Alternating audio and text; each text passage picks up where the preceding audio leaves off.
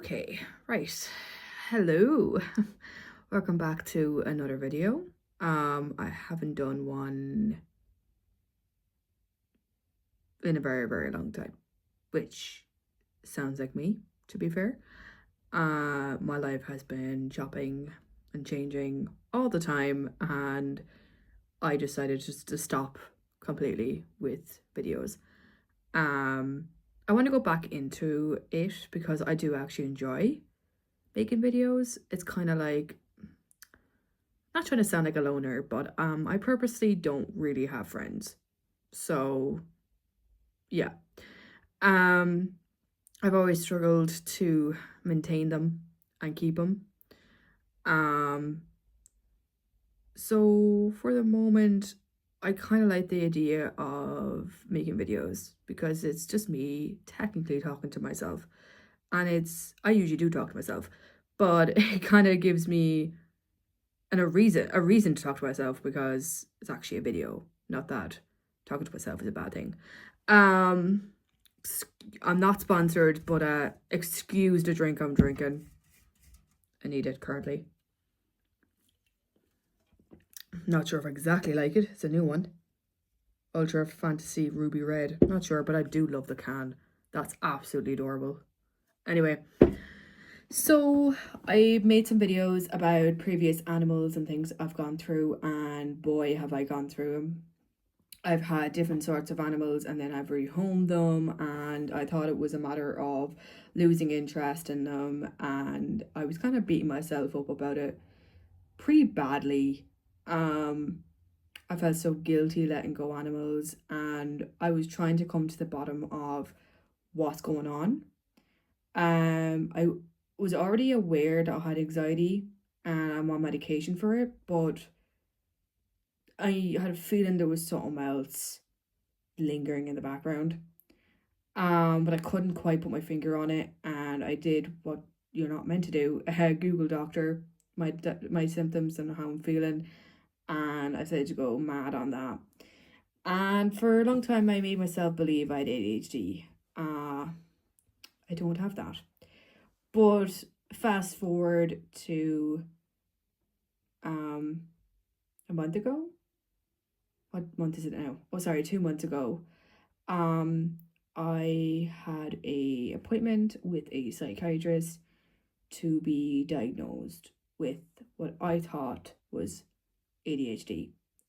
She specializes in two. She's the only woman in my county. I'm based in Ireland, from Ireland, but she's the only. I'm not going to obviously state whereabouts I am in Ireland, but she's the only doctor in my county and close by that does this. And there was a crazy waiting list as well. I think I went to the doctor and things to discuss all this, I think like early January, maybe into February, and I was quite bad to the point where most of my shifts consists of me coming in at 7 o'clock. So I'd be up at like 6:15 in the morning, and there was cases of my parents coming in and pulling me out of bed. My brain had told me, no, we're not going in today. And my parents had to come in to me as a 24-year-old and pull me out of bed, try to get me to go to work. So it was quite bad. My thoughts weren't exactly positive. Thought there might be a little bit of depression there. There probably definitely was. But I would say I suffer more with anxiety than depression. But basically, the two things were interlinked when I got my diagnosis. So, like I said, I went in for thinking I had ADHD. So, she specializes in diagnosing ADHD and autism. And basically, you can go in and you book an appointment with either being diagnosed with ADHD, being diagnosed with both, or being diagnosed with obviously autism on its own. But obviously, if you went in for one, turns out you have the other. Obviously, she can tell you that, and that's the case. That's basically the case for me. Went in thinking I had ADHD, explained how I'm feeling, struggled making friends. Secondary school was torture. The minute she asked about secondary school, I just started bawling my eyes out. So yeah, the end of all that, then she says in a sentence, that that I have autism, and that I was misdiagnosed twice when I was younger. I do know females do struggle to be diagnosed, which, look, just shows how powerful we are at masking and that we're so much better than males. But still, for us to actually get the help we deserve and need, it does make things a lot harder to be recognized. But anyway, finally got it. And I'm going on 25. But anyway,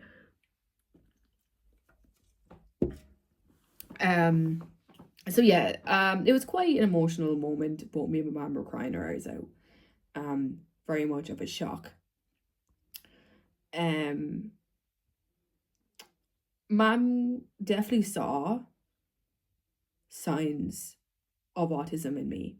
Like it didn't fully surprise her. It definitely surprised me because I had set my vision on ADHD, and that's all I thought, on maybe a little bit of OCD, and that's what I set myself on. When it turned out they have very close traits to autism. They're very similar with different things. And me having things in a particular order, a particular thing, might not be OCD. It was to do with my autism and how I don't like change and I like things done a certain way. Um, there's a photo of my wall of my 3 miniature ponies. I had one pony since he was 2. I was 10 years of age. Still in this house, there's a photo of us together. It was so cute. He's a little miniature, and I had him 14 years. Um, and it's just heartbreaking. Eventually got more miniature ponies to come along from a rescue. I got a big horse at first because I was into horse riding, and then I got overwhelmed with a big horse in my field, and there was no one at home that knew much about horses, only me, and the pressure fell on me, and I just kind of panicked, and I said no, he may go back. And he was a lovely sweetheart. He's a lovely little piebald. He was adorable, but he was 15 two hands. Not exactly the biggest horse out there, but and definitely as clumsy as I am, because I also am dyslexic and dyspraxic. My God, I think he has that because he was just, his legs were just like, definitely was not a jumper. Usually piebalds aren't, to be honest. But I let him go, and then I took on the rescue. Literally arrived at my house with the horse box and just swapped him with a miniature version of him. That's how crazy it was, because they had said they had a miniature Shetland, and I said brilliant. Mine, I think my lad was a Falabella, but I didn't know exactly his exact like breed. We got him when I was younger. My granny got him off a neighbour that didn't want it. Had a mare that was pregnant, whatever. But I had no idea what my pony was, what his breed was. But like this little Shetland came out, and it was a piebald as well. So it was like a mini version of the horse I was given back. Now the horse was already the rescues anyway. So I took on this lad, and then decided why not. Saw on Facebook that there was 2 more miniatures up, and I said I'll take all of them, so I'll have 4, because we had about 2.5 acres. We still have it now, and it came to a point where that first piebald Shetland I got originally was from a different rescue, which made things very complicated. But anyway, for complicated for me telling the story basically. But he was basically picking on all the other ponies, and it was actually becoming quite a problem. And because I got it from a different rescue, and it was the rescue that I let go the bigger horse to, a part of me was like, I want to hang on to him because I do kind of feel bad for the rescue to like send him back. So I'm not basically I'm taking no horse off them when I originally was. So like I felt guilty, but the soon I'm explaining the situation to them, they were just like, but he's bullying the rest, and I was like, yeah, he is. I think he was picked on by a bigger horse before he came to me, so the poor thing had it rough. So then it came to just he had to go back, and it just became my pony that I had all the time, and then these 2 others, and they were adorable and they got on so well, and my dad was eager to take them over if I couldn't handle them anymore. And I at the time had rehomed guinea pigs, rabbits, and I had them. And because in my eyes they were mine, I was like, they're my responsibility. I had a particular way of looking after them. And it came to a point now realizing, looking back, I was hitting severe autistic burnout. Because I was also working full time. So I was working full time in my job along with all these animals to look after, which from a horse, like I had horses scoop up poo every evening in the fields, and I liked them in the winter. I like having bedding in their stable and having the rugs on. My dad doesn't care about any of that, which is fair enough. I just am very particular with things. Um, my bunnies were free roam. They were litter trained. I had them at the time in the stable because I wasn't allowed them in the house. And I did it during that time. Lost my very first pair of bunnies that I rehomed off someone because I was given misinformation and being told they were vaccinated when they weren't, and they got a virus and they died within 3 weeks of me having them. And I rushed myself into taking another rabbit 2 weeks after that. Had to get him neutered, had him, and I did it during that time. Lost my very first pair of bunnies that I rehomed off someone because I was given misinformation and being told they were vaccinated when they weren't, and they got a virus and they died within 3 weeks of me having them. And I rushed myself into taking another rabbit 2 weeks after that. Had to get him neutered, had him in my room to recover, and my dog snuck up the stairs and gave that rabbit a heart attack, and he passed away. You might think on an outside that, oh my god, you're an animal abuser. I'm not. I've just been so unfortunate with everything. And it's because I had this fixation and I wanted it done now. And realistically, was it at the right time? No. So many other factors could have been taken part, in the whole situation. I was having rabbits up to only recently. Rehoming some that didn't work out, some passed away. One passed away due to, was out of our control. It was some sort of like high iron in his system and his diet, or not his diet. I was feeding him normally, like I was very particular with what they eat. But it led to heart and liver failure or kidney failure, one of them things.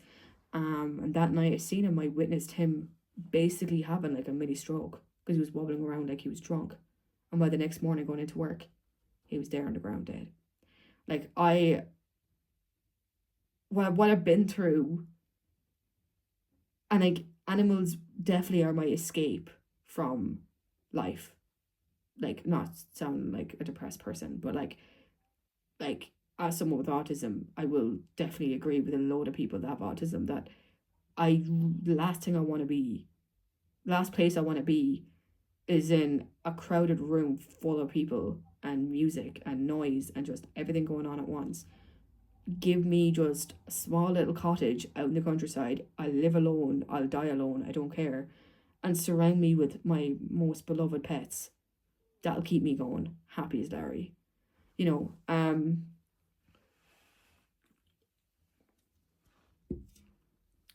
just wasn't working, and I'm glad they're gone together. Someone wanted to take one of them and not the other, and I said no, they're going together to the rescue. At least I know they're going somewhere safe. So yeah, the ponies. God, I'm going off track. Like, this is my first video after been so long, and it's over 20 minutes long. Jesus. Anyway, so the ponies. What happened with the ponies? Yeah, the work with them became a lot because I had guinea pigs at the time as well that lived out in the shed, and I had them on fleece bedding. I had two separate pairs of males, and they lived in like a 6 foot long cage in length and 2.5 feet in width. So like massive. I've watched The Pig Room. I love Austin and his piggies. I've watched why can't I think of anything? Why can't I think?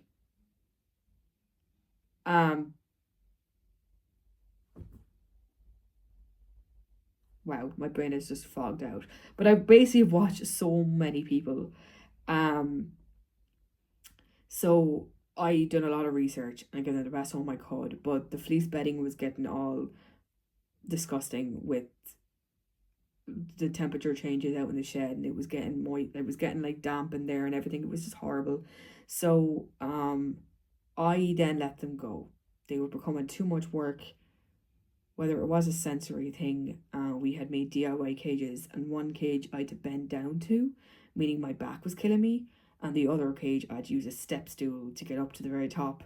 And because it was so long, I'll have to move the step stool about 3 times to eventually get to the whole length of the whole cage to clean and do things. So it was so much stress to worry about every time to adjust a cage and fix it up, and it just was too much. Again, I impulsively I had a pair of guinea pigs, and then I impulsively got another one from a pet shop, because I love the color of it. Stupid of me, like stupid, and it was another male. I knew I couldn't bond all 3 males together, and yeah, I still try to convince people around me that I could, just so I can have the guinea pig. Now he was my favorite. No offense to the rest. He was half blind. Um, God bless him. He gave me so much joy. I loved him so much. I called him Kevin. He was my child, and I let them all go. I wanted to keep him, but I knew I couldn't just keep one pair and rehome the other pair. If I'm going to rehome any of them, I'm going to rehome them all. So they did go to someone that has blocked me, and I don't know how they're doing, and I do regret giving them to that particular person. But anyway, I did what I did, and it's not much more I can do. So yeah. And during that time, then the ponies were getting a lot. My dad wanted to take over and have the ponies as just his, because we do have a lot of grass and land. But I knew it would trigger me seeing him look after them a different way than I do, and I just could not deal with it. I could not cope. I was always in a bad mood when I saw him do it a different way. And there's no way around that. I was not able to change how I feel. So I let them go. So a lot has gone on, and now that I know I'm autistic, I can see a lot of things were linked back to that, and they make total sense, and I'm less hard on myself. And I'm even noticing I'm like, even like my family are saying at the minute, like, that I'm more autistic than I was, and I'm like, I think it's because I now know, like, now that I know I have it, I'm letting my mask down, I'm letting my true self out. But it does come across as, oh, now that you take, like, now that you know you have it, you just think you have to behave this way to be like, no, I don't. But anyway, look, everyone thinks like that all the time, and it can be hard to kind of snap out of it sometimes. But definitely, there's definitely certain things I do that I'm like, wow. But at the same time, looking back at the same time, I can see why I never realized I had it. Through the whole of school, I forced myself to wear makeup, to have long hair, to have a boyfriend so my friends would talk to me. I did everything to mimic other people. And it just led to being bullied. It, you know, and it just led to me being always as well insecure and unhappy. I now cannot stand makeup. I cannot stand my hair growing anymore. It's a grade 2, all shaved. If it touches my neck, I need it gone. Not that I've ever let it get to that stage, but even when a little bit of this comes out a little bit further than I want it to, and my hands can able to actually spread into it really, really well, that alone triggers me. And like, I'm always feeling it to see how far I've left before it fully grows. Anyway, yeah. And I'm a sucker for my nails. They need to be so short, where I don't see the white part of the nail at the very end. It needs to be completely down, where my actual finger itself is sticking out over the nail rather than the other way around. Yeah. So yeah, there's a lot of things. I have realized growing up as well, my main stimming, which I can see why I never realized was a stim, because it's so subtle, is I'm always fiddling with these earrings. Twisting them so that, like, some of them are upside down, fixing them so they're not upside down.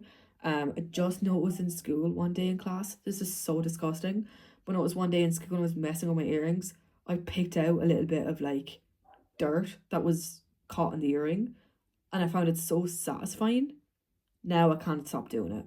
I still do it, and it makes my ears red or sore eventually at some point, and it's just like, why do I keep doing it? But anyway, there's a lot of things I'm noticing now, and it's great to know. Like, I'm easier now on myself, and it's good to know. Um, Currently, I just have the one dog, the dog who did give my bunny a heart attack last time. He did pass away due to old age and everything. So I have one dog, two ducks, my beloved cat, and I actually have three guinea pigs. I did get guinea pigs back, which a part of me is like, should I? Because I've just gone through all that. And I can see what my parents are like, no, don't. But I actually have three females this time, and I'm in the process of bonding all three together. They're in a different room. They're not in the stable. They're not sadly in the house, but they're in the grooming room where I do my dogs. That, like I said, I used to have the rabbits in one time. It's a sealed in room. I have a plug-in Amazon heater. It's actually quite snug. There's a pet camera in there too. My cat does live in there now. She goes in there at night time, and then she's free roaming then during the rest of the day.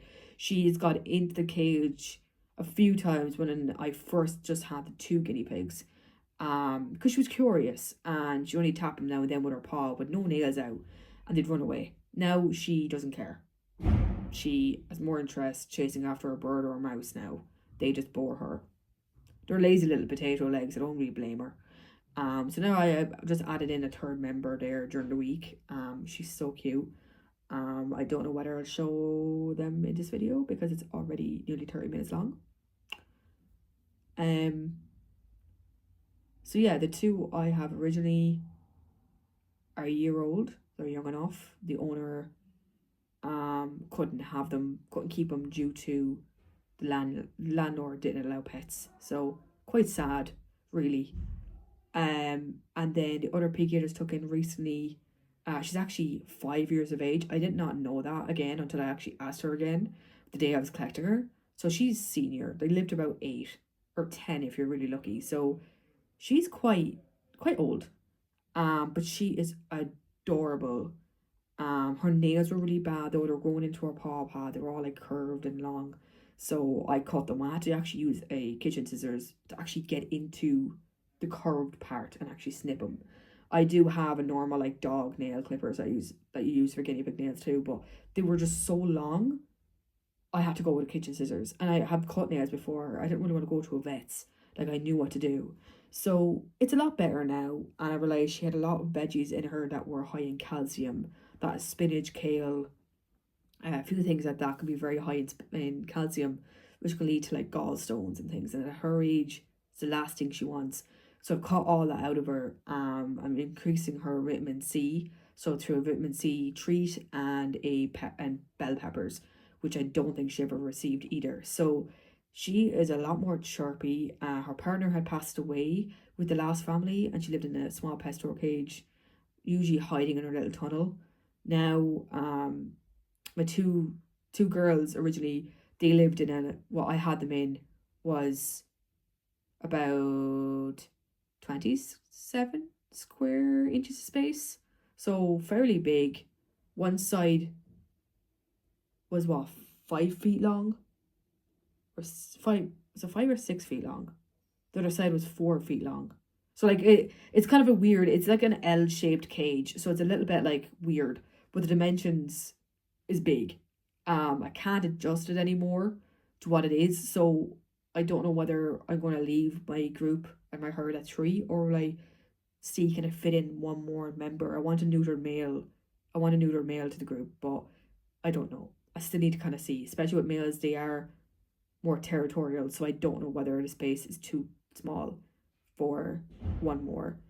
But I have halved the cage, so the single girly, the old girly, she's technically in like a 2x3 CNC cage, but it could be a little bit smaller than that again.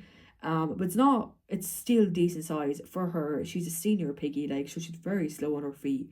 So like, she's happy enough. She's content with it. And the other two girls are a 2x4, which is not bad size for two females. Obviously when they're together, I'll remove that barrier, and all three then will have loads and loads of space. But for the moment, it's the only way I can do it, and I want them side by side, to do this. I only started bonding them together about 2 days ago, doing it very, very small, because I am aware that she's older. When she does get a bit stressed, she actually increases her breathing, so it's quite heavy, and that does kind of panic me because I'm like, right, you're a senior, I don't want to rush you. So the maximum time I do is about 10 minutes at a go, and then I put them back into their little into their little cages, and then they go off popcorning and they're happy out, they're grand. I have a big massive like fluffy tunnel, and I basically let them, I try avoid actually picking them up. I know it's a good habit to get them used to being handled, but I love using the tunnel. It just makes more sense. They get into the little tunnel, I pick it up like a little like lift. I just carry them over then to the where I need them to go, and they're happier with it. I'm happier with it. Why not? So yeah, that's going really, really well. Like I said, my cat is amazing. My cat's name is Belle. She's a tuxedo. I got her about a year ago as a kitten, and she's neutered. She's vaccinated. She knows her routine. Like I cannot, especially living here with my family, I cannot have a second cat. It just would not work. I did buy her because kind of again a rush moment when my parents were away in America because I really wanted a cat. So I listened to my impulsiveness of my autism and I got one. Even though my parents weren't exactly thrilled. But she does keep the mice down. Does kill the odd bird though, which is upsetting, especially when she brings them into the room and the feathers are everywhere. And I wonder, is the poor guinea pigs watching her kill a bird? I don't know. But I definitely can't add another cat. My ideal second cat would be definitely a rescue cat from a shelter this time. And definitely a lot of them, if not most of them, have a background of being stray cats once. And I just cannot risk. My ideal home for my cat would be indoor only. But due to where I'm living at the moment with my family, my mom despises cats. So Belle has to live outside. But like I said, that sealed in room has a cat flap. It reads her microchip, so lets no other cat in, and I can manually lock it at night so she doesn't get out. And she's used to it. 6 o'clock, she shows up for dinner. I feed her. She goes off again. About 8:30, 9, she comes back around. That's when I lock her in, give her a treat, job done. Early in the morning, then I let her out, give her breakfast.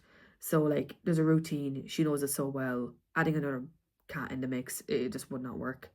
And she's very good with the guinea pigs. Doesn't give them any hassle. I think she was near them one of the days during the week because we were on holidays and it was her first time going to a boarding facility. So I think she kind of forgot her kind of routine and forgot that there was in her normal room there's guinea pigs there. So I think she was kind of sniffing them out when I came in that morning, the next morning. But like nothing was done, nothing bad happened. Like, but now she knows, which is fair enough. Like the poor bird was lost. My dog is brilliant, best friends with the cat. Mom doesn't want to get another dog because she'd be upset if it was to pass after my last dog. So he's best friends with the cat, which is amazing. He was actually very good with the rabbits when we had them. I just don't trust him with the guinea pigs. He was actually scared of the rabbits because they're quite intimidating. He's scared of everything. But the guinea pigs are that little bit smaller and I just don't trust him. I don't trust him. He's too excited for them. So he doesn't. I do let him stand up on the table and he looks in at them, but he can't get any further. Because the cages are on the table up high. So they're not down low or anything. And I do use CNC. No, CNC is... Sorry, I use the grids. I don't have chloroplast. I know America has chloroplast. We don't call it chloroplast over here. Or I don't have that material. But I don't have that. I just use a shower curtain underneath and then put the fleece on top of that. The poos kind of do fall out to the sides of the grid, but not that much. I would love if there was walls to keep it all in, but I don't. But it works. It does the same job. So yeah, I'd probably do it in a second video. I don't know. Do I really want my first video to be this long?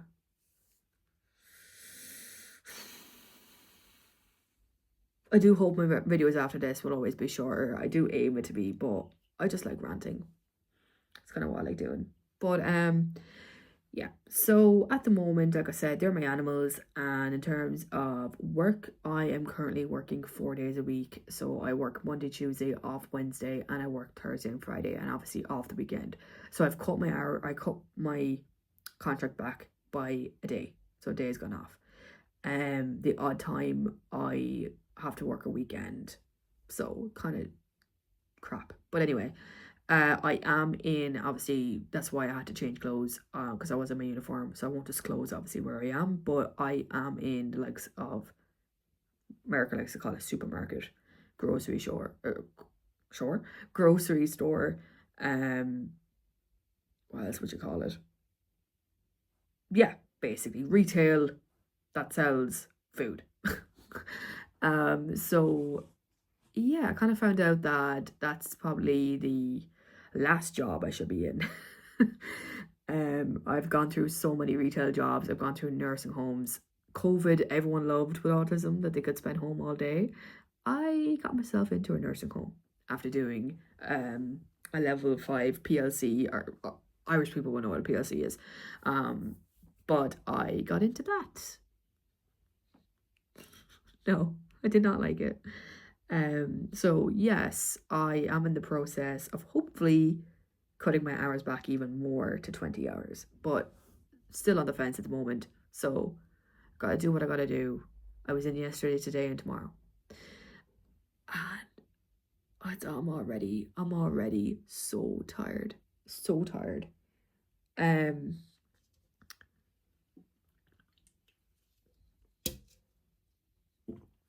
Mental. I kind of don't want my video to be any longer than this, so I am more than likely going to stop here.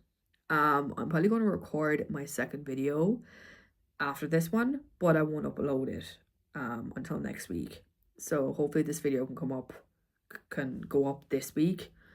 We are kind of at the end of the week, but I'm hoping I can get it up. I'll try my best to keep myself to a video a week. I think that's all I can manage. If I can even do that, or maybe a video every 2 weeks, I don't know yet. But I definitely was, again, gone back to making videos and then stopped.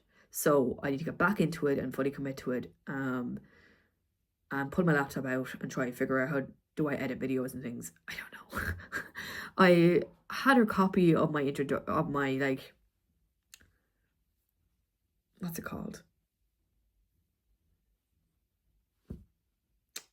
The little segment that's like the introduction to my videos that I do for all the videos. I had that and then I lost it. So like where it has a little tune and says my title of my channel and all that. I don't know if I actually want to continue doing that now because I can't find it anymore and I'm gonna have to make a new one and I don't know what to do for it anymore. So I don't know what I'll do, but